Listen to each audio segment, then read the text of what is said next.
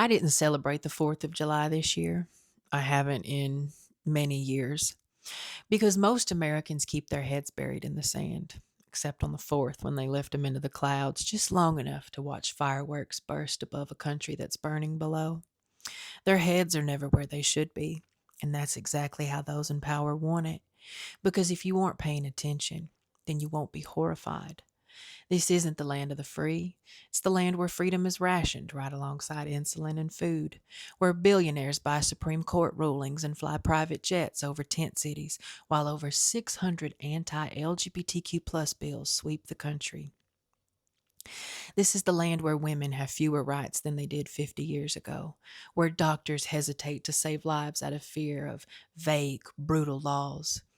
This is the land where if you're black, brown, indigenous, disabled, or an immigrant, they want you just visible enough to exploit and just invisible enough to forget.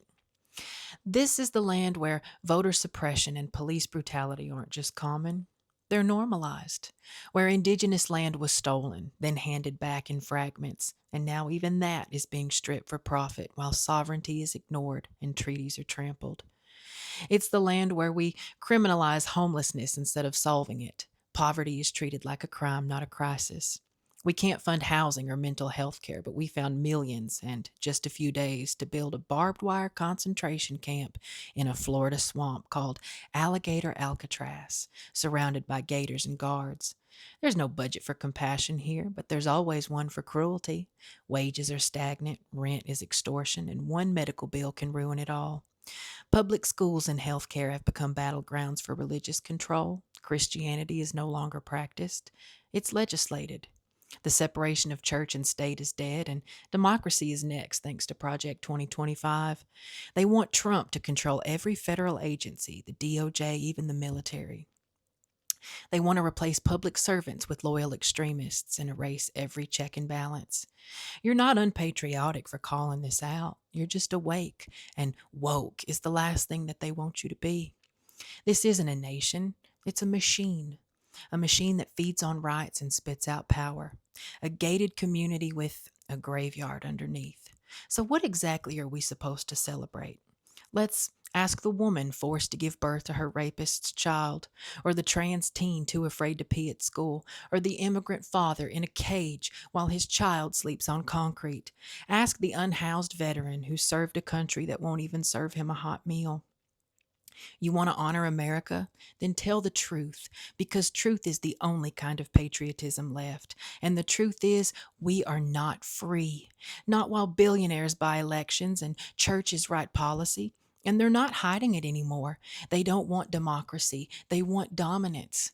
And they're betting that you'll be too tired, too numb, or too distracted to stop them.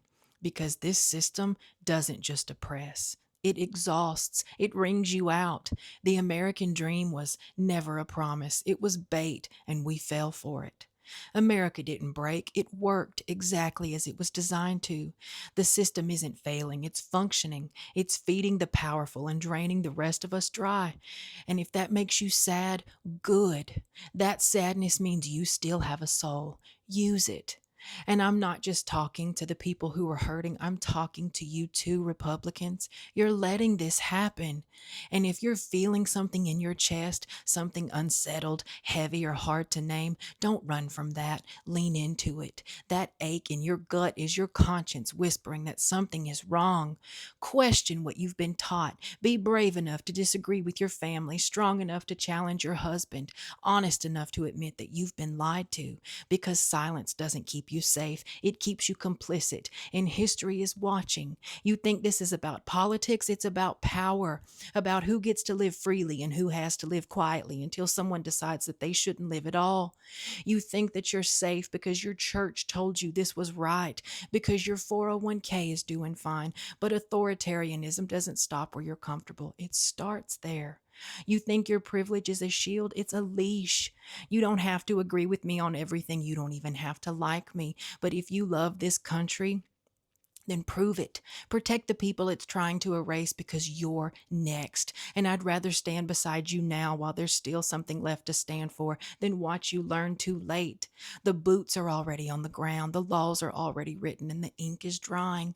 And when the silence comes, it won't be peace. It'll be the absence of every voice they erased, every queer kid, every person of color, every immigrant, every protest silenced. And that quiet will feel calm until you realize it's just the calm before your storm. That's when you'll remember our warnings, because it always starts with cheering and it always ends with history people think will never happen again. You're not safe. You're spared for now. I'm not anti American, but I won't put my hand over my heart and pledge allegiance to a country that makes it beat out of fear.